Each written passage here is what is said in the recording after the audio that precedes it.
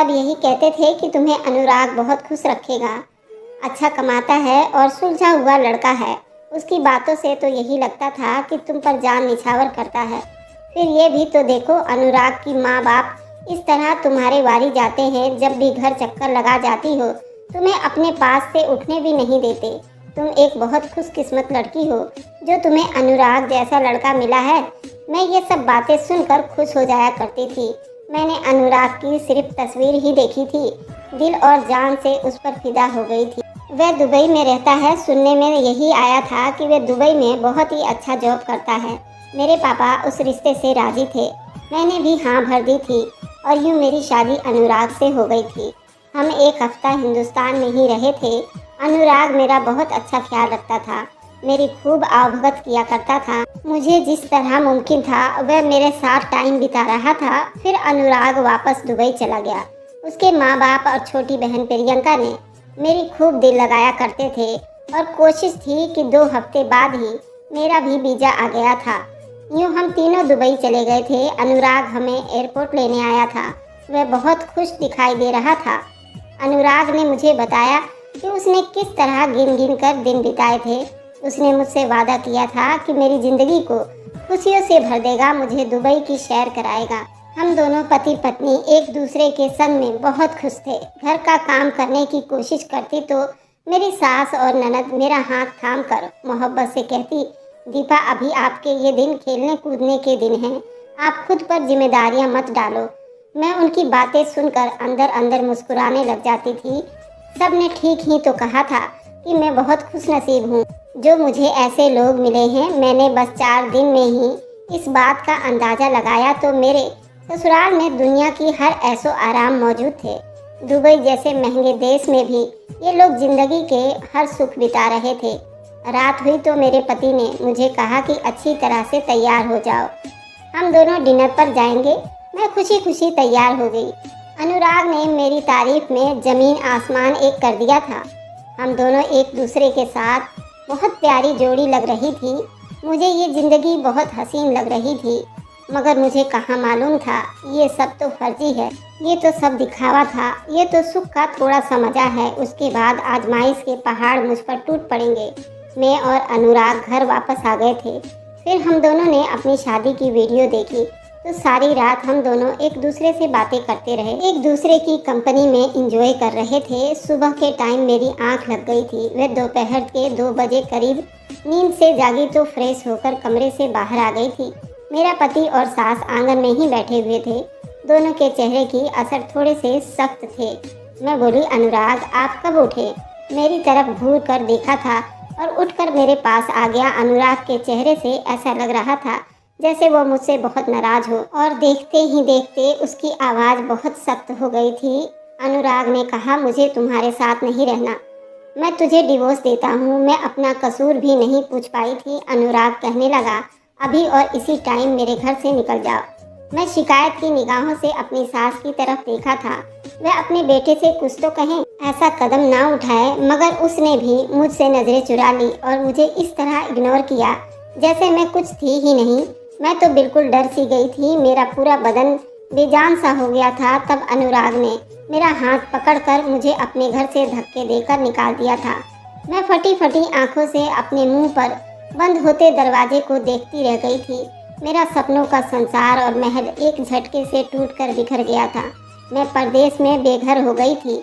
मेरे पास तो कोई ठिकाना भी नहीं था जहां मैं जा सकती थी। मैं थर थर कांपने लगी थी। खुद को संभालने के लिए यूं ही सड़क पर चलती जा रही थी। जब मैं बहुत दूर पहुंच गई तो एक बेंच पर बैठकर फूट फूट कर रोने लगी थी। तब मुझे किसी आदमी ने आवाज़ सुनाई दी थी, क्या हुआ आपको?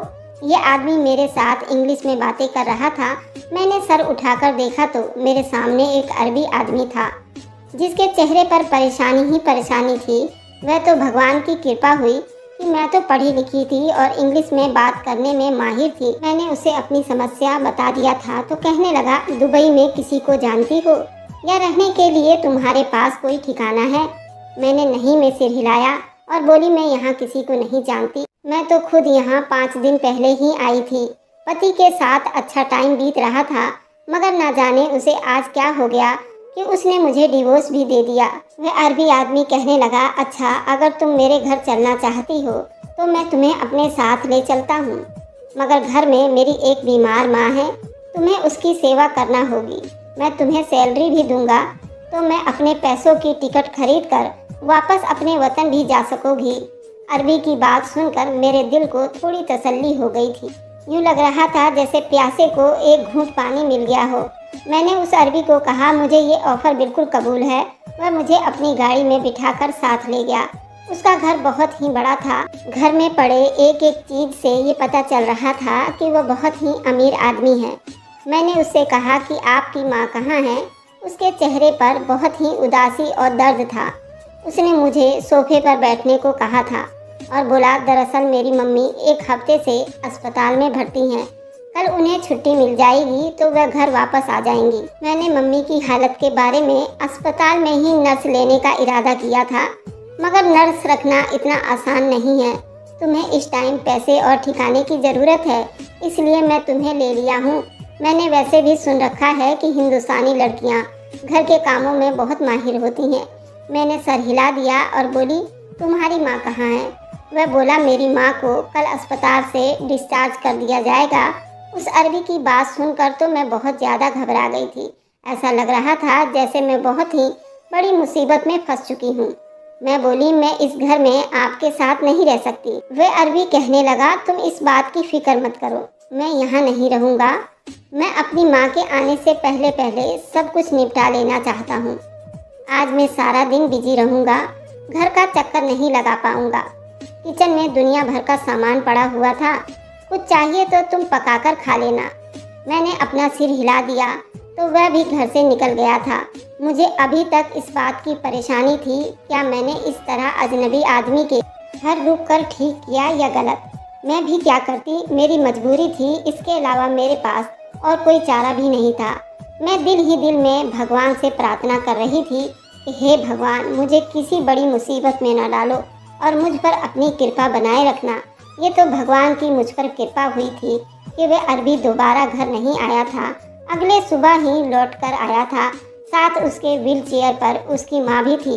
उस अरबी की माँ ने मुझे देखते ही चेहरे पर कपड़ा डाल लिया था। मेरे देखने से पहले शायद वह अपना चेहरा मुझसे दिखाना नहीं चाहती थी।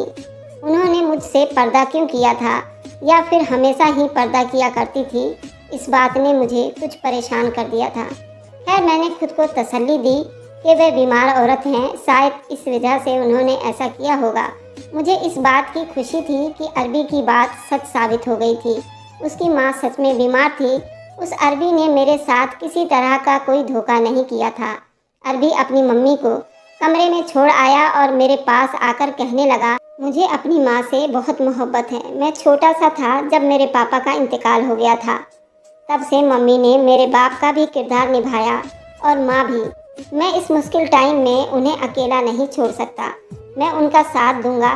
तुम ये नहीं समझना कि मैंने अपनी मम्मी की सारी जिम्मेदारी तुम पर डाल दी है। दरअसल तुम्हें सिर्फ थोड़े घंटे ही उनका ख्याल रखना पड़ेगा। तुम सुबह उठ जाना 8 बजे, शाम 4 बजे तक उनका ख्याल रखोगी। उसके बाद घर आया करूँगा और सारी जिम्मेदारी मुझ पर होगी। मैं उस अरबी की बात सुनकर खुश हो गई थी। मैंने अरबी की माँ का ख्याल रखना शुरू कर दिया था। मुझे उस काम में बिल्कुल भी तकलीफ़ महसूस नहीं होती थी, क्योंकि मेरी ड्यूटी बस इतनी सी होती थी कि मैंने खाना ले जाकर कमरे में रख देना होता था, जबकि अरबी की माँ मुझे पर्दा करती थी, इसलिए मेरे हाथ से खाना भी नहीं खा सकती थी। वह मुझे बाहर जाने का इशारा कर दिया करती थी। आधे घंटे बाद मैं खुद ही दरवाजे पर नॉक करके बर्तन उठा लिया करती थी। मैं उनको दवाइयाँ भी ऐसे ही दिया करती थी। मालकिन की जिम्मेदारी तो मुझ पर ज़्यादा नहीं थी, बस घर के कामों में ही सारा दिन बिजी रहती थी। सफाई, झाड़ू, पोछा मेरी जिम्मेदारी थी और खाना बनाना भी मेरा ही काम था। मैं खुद को दिमागी तौर पर अपने आप को बिजी रखने लगी थी, मगर मेरे लिए ये नामुमकिन था। रह रहकर मुझे अपने घर की बहुत याद आती थी। मैं किचन में काम करते हुए रोती चली जाती थी। मुझे मेरे माँ बाप बहुत याद आया करते थे। मैं मम्मी के गोद में सर रखकर रोना चाहती थी। उनसे ये सब कहना चाहती थी कि मुझे मेरे पति ने छोड़ दिया, वह भी वजह बताए बगैर। उसने मुझ पर जरा सा भी तरस नहीं खाया और मुझे परदेश में बेघर कर दिया था।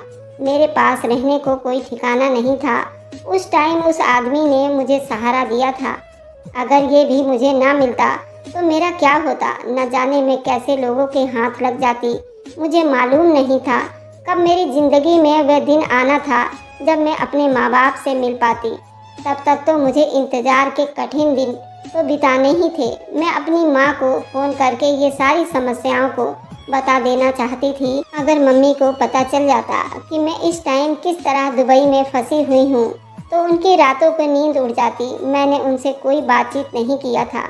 एक दिन बहुत दिल उदास था। सोचा कि अपनी सहेली के नंबर पर बात करती हूँ। उससे कहती हूँ कि जब मैंने अरबी के पड़े लैंडलाइन से सहेली के नंबर का ट्राई किया तो पता चला कि वह तो काम ही नहीं कर रहा था।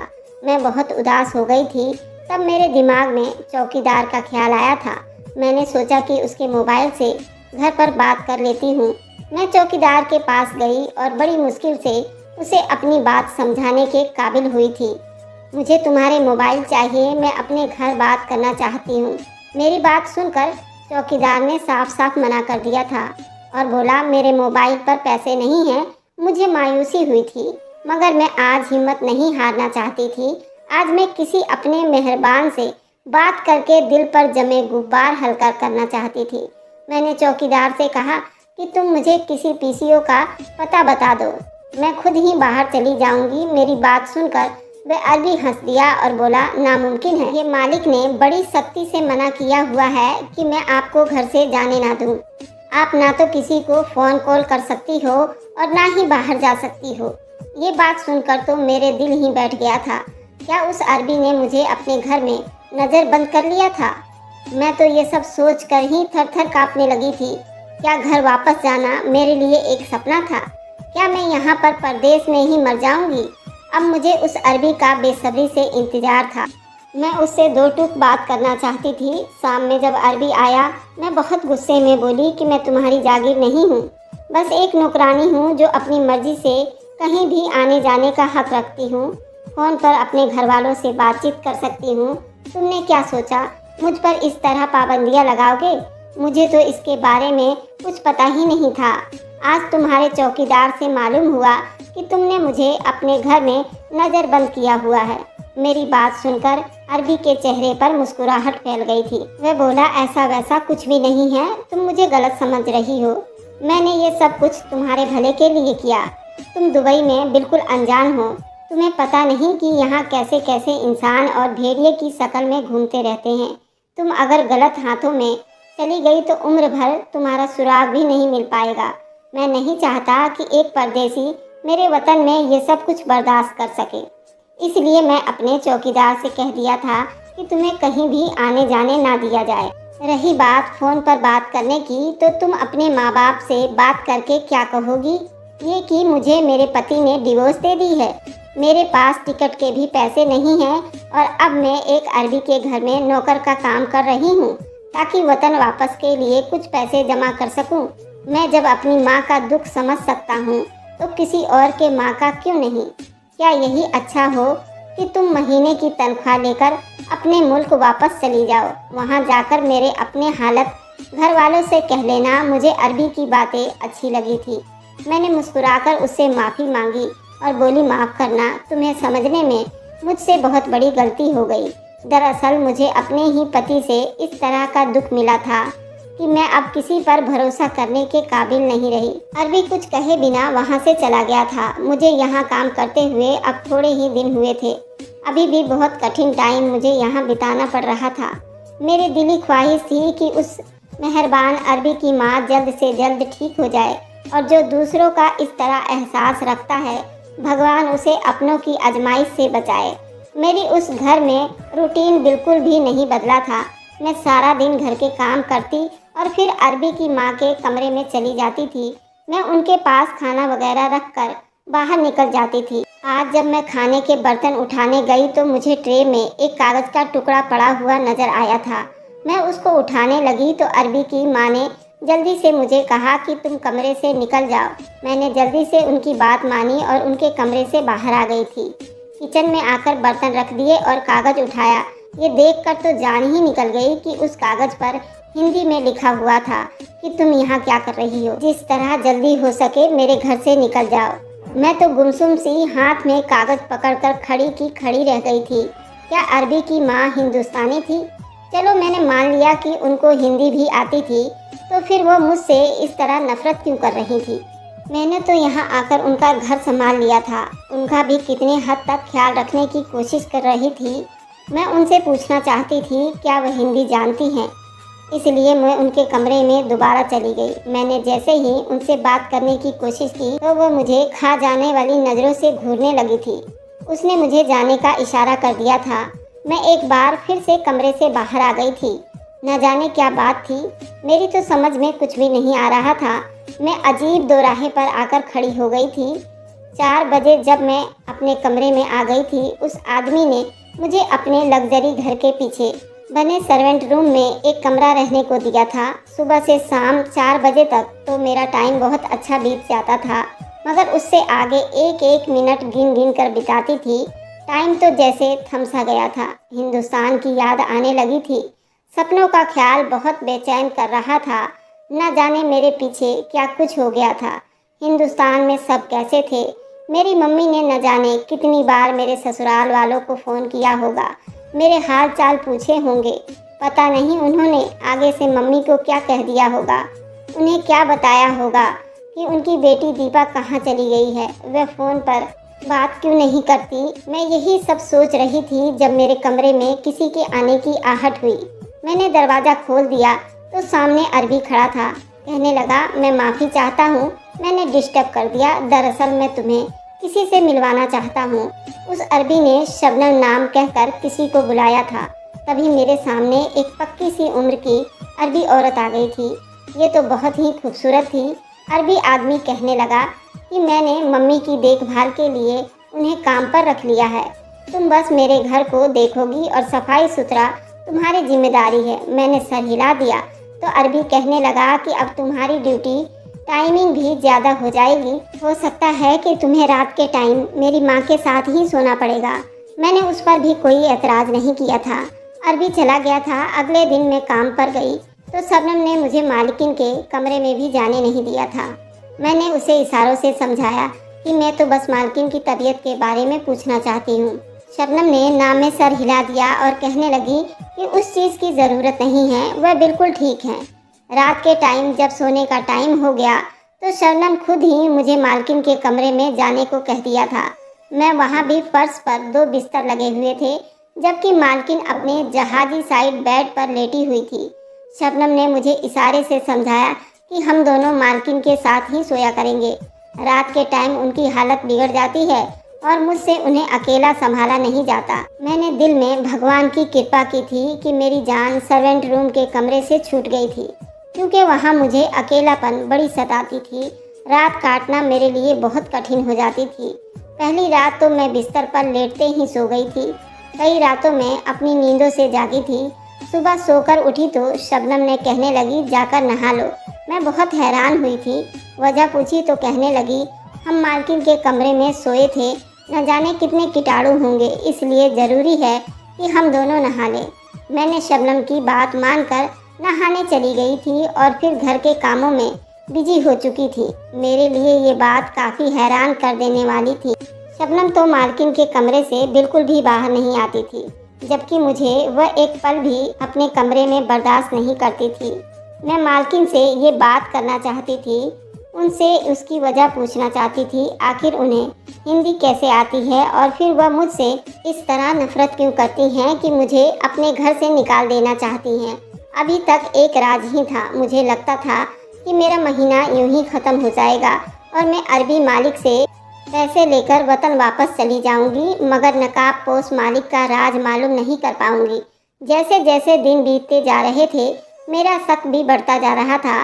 फिर एक रात मैं शक के हाथों इस तरह मजबूर हो गई कि मेरी आंखों से नींद उड़ गई थी। मैं करवटें बदलती रह गई थी, मगर नींद के देव मुझ पर मेहरबान नहीं हो रहे थे।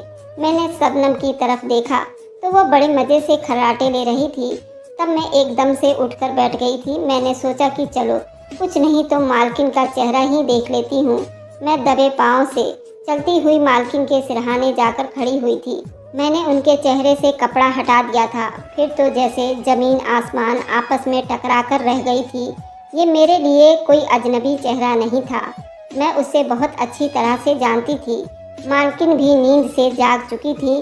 कमरे में हल्की मध्यम से रोशनी जल रही थी। हम दोनों की नज़रें मिल गई थी। मैं सवाल करना चाहती थी मगर मालकिन ने मुझे रोक दिया और जाने का इशारा कर दिया। मैं अपने बिस्तर पर आकर लेट गई थी। अब मामला पहले से ज़्यादा उलझ गया था। ये यहाँ कैसे पहुँची थी? ये तो मेरी नंद प्रियंका थी। उसका भला एक अरबी के घर में क्या काम था? जहाँ तक मुझे मालूम है मेरी नंद कुंवारी थी। इतने दिनों से अपने घर से गायब थी, तो क्या उसके घर वालों को कोई परेशानी नहीं थी? फिर ये भी बात अजीब थी कि मुझसे अरबी मालिक ने झूठ क्यों बोला था। उसने मेरी नंद के बारे में क्यों कहा था कि वह उसकी माँ है? यकीनन कुछ ना कुछ तो गड़बड़ थी। इस बात का मुझे अब पक्का यकीन हो चुका था कि मेरी नंद इस टाइम किसी परेशानी में है। उसको कोई खतरा है। अब सोचने की बात ये थी कि क्या मुझे उस आदमी की बहन की फिक्र करने की ज़रूरत थी या नहीं। उसकी वजह से मेरी ज़िंदगी बर्बाद होकर रह गई थी। जिसने मुझे डिवोर्स देकर थोड़ी भी नहीं हिचकिचाया था। दिल तो चाहता था कि अपनी जान बचाकर भाग जाती। ये इंसानियत का सबसे गंदा तरीका था। मेरे साथ बुरा तो मेरे पति ने किया था। उसकी सज़ा भला मैं अपनी ननद को कैसे दे सकती थी? मैंने सोच लिया था मुझे अपनी ननद के साथ बातचीत खत के जरिए करना पड़ेगा। मैं अपने सर्वेंट रूम में जाकर खत लिखा और उससे पूछा कि मुझे बताओ तुम यहाँ क्या कर रही हो? तुम्हें किसी तरह की कोई मदद चाहिए क्या? अब ये समस्या, ये खत प्रियंका तक पहुँचाना था। उसका हल भी मैंने निकाल लिया था। शबनम को बहाने से किचन में बुलाकर मैं खुद बाहर निकल गई थी। मैंने उस चीज़ का फ़ायदा उठाया और प्रियंका के पास खत छोड़ आई थी। शाम के टाइम मैंने फिर से बहाना बनाया और शबनम से कहा कि मालकिन के कमरे से बर्तन उठाने जा रही हूँ। प्रियंका ने मुझे देखा तो एक कागज़ बर्तनों के ट्रे में रख दिया था। बर्तन मैंने किचन में रख दिए और खुद बाथरूम में जाकर प्रियंका का खत पढ़ा। उसने लिखा था, मुझे मदद की ज़रूरत है भाभी, पुलिस को हर हाल में खबर देनी है। नीचे प्रियंका ने दुबई पुलिस का नंबर लिखा हुआ था। मैं अब उसके बीच में पड़ गई थी कि किस तरह से फ़ोन करूं पुलिस को, क्योंकि मेरे पास तो मोबाइल भी नहीं था। उसी टाइम मेरी नज़र शबनम पर पड़ी थी। वह अपने मोबाइल से किसी से बात कर रही थी। मेरे होठों पर मुस्कुराहट फैल गई थी। वह औरत जो अरबी ने मेरे पहरे के लिए रखी गई थी, वही अनजाने में मेरे काम आ रही थी। जैसे ही शबनम प्रियंका के कमरे में गई, मैंने उसका मोबाइल उठाया और बाथरूम में जाकर पुलिस को सारी समस्याओं को बता दिया था। पुलिस ने मुझे कुछ चीज़ बताए थे और कहा था कि हम बस पहुंचने ही वाले हैं। थोड़ी ही देर में अरबी भी घर आ गया था। मैं भागती हुई उसके पास आई और बोली कि हमारे गेस्ट रूम में सांप आ गया है। अरबी बहुत घबरा गया और शबनम जल्दी से गेस्ट रूम में चली गई थी। जैसे ही वह कमरे में गई, मैंने उन्हें बाहर से लॉक कर दिया था। ऐसा करने को मुझे पुलिस ने बताया था ताकि वे अरबी हमें कोई नुकसान ना पहुंचा सके। अरबी गुस्से से गुर्रा रहा था। वह दरवाजे को इस तरह से पीट रहा था, मुझे यही लग रहा था कि वह अरबी दरवाज़ा तोड़कर बाहर आ जाएगा। फिर इतनी देर में पुलिस आ गई थी। चौकीदार को तो उन्होंने पहले ही पकड़ लिया था। फिर अरबी और शबनम को भी गिरफ्तार कर लिया गया था, जबकि मुझे और प्रियंका को बयान देने के लिए साथ ले गए थे। इधर जाकर प्रियंका ने बताया कि मैं और अरबी लड़का आपस में मोहब्बत करते थे। ये मेरा रिश्ता लेकर घर आया मगर भाई ने मना कर दिया। फिर भाई की शादी हो गई और वह अपनी पत्नी को लेकर दुबई आ गया। हर टाइम अपनी पत्नी में ही बिजी रहता था। इसलिए मुझे लगा कि अपनी मोहब्बत को पाने का उससे अच्छा मौका फिर कभी नहीं मिलेगा। इसलिए मैं घर से भाग गई थी। उस अरबी ने मुझे पहले एक दिन अपने दोस्त के घर रखा, अपने घर ले गया और कहा, तुम्हें बीमार होने का नाटक करना पड़ेगा, नहीं तो मोहल्ले वाले पुलिस को बुलवा लेंगे। मैंने एक काम वाली को भी इंतज़ाम कर लिया है, तुम उसके सामने थोड़ा रोज़ बुढ़िया बनने का नाटक कर लेना। अरबी ने मुझे नौकर के सामने चेहरा ढकने के लिए दबाव डाला था। ये देखकर तो मेरी जान ही निकल गई कि नौकर के रूप में कोई और नहीं बल्कि मेरी भाभी सामने खड़ी है। मैं नहीं चाहती थी कि भाभी को पता चले कि मैं यहाँ हूँ और मुझे घर साथ ले जाएं, क्योंकि मैं तो अभी भी अरबी से मोहब्बत करती थी। मगर एक दिन जब फ़ोन पर किसी के साथ बात कर रहा था, मैंने सुन लिया कि उसने तो मेरा और भाभी का सौदा कर दिया है और वह हम दोनों को दूसरे देश भेज देना चाहता है। वह तो वहाँ फंसी हुई थी, इसलिए भाभी को वहाँ से भगा देना चाहती थी। पुलिस ने मेरे माँ और भाई को भी थाने में बुलवा लिया था। मेरी सास कहने लगी, मुझे माफ़ कर देना बेटी, तुम्हें डिवोर्स मेरी वजह से हुई है। जब प्रियंका घर से भाग गई तो मैंने तुम्हारे पति से कह दिया कि तुम्हारी पत्नी उस सब में मिली हुई थी, उसने ही तुम्हारी बहन को घर से भगा दिया है। इसी गुस्से में उसने तुम्हें डिवोर्स दे दी और मुझे आज मालूम हुआ कि तुमने ही मेरी बेटी को बचाया है। तुम मुझे माफ़ कर दो। मेरी सास ने मेरी ज़िंदगी बर्बाद कर दी थी। माफ़ करना इतना आसान तो नहीं था। पुलिस ने अरबी के घर पर छापा मारकर अरबी को पकड़ लिया था। मुझे वतन भेज दिया गया। मेरी लुटी पिटी हालत देखकर मेरे माँ बाप बहुत गम में पड़ गए, मगर मेरे पास उनको देने के लिए तसल्ली का एक शब्द भी नहीं था। किसी के किए गुनाह की सज़ा मुझे मिल गई थी। आगे की दुनिया अंधेरी नज़र आ रही थी। मेरे लिए तो बस भगवान की प्रार्थनाएं थीं। मुझे रोशनी की कोई उम्मीद नज़र नहीं आई थी। मेरी आज की कहानी उम्मीद है आप लोगों को पसंद आई होगी। मुझे लाइक, कमेंट, शेयर करना ना भूलें। Thanks for watching. Like and subscribe. Bye bye.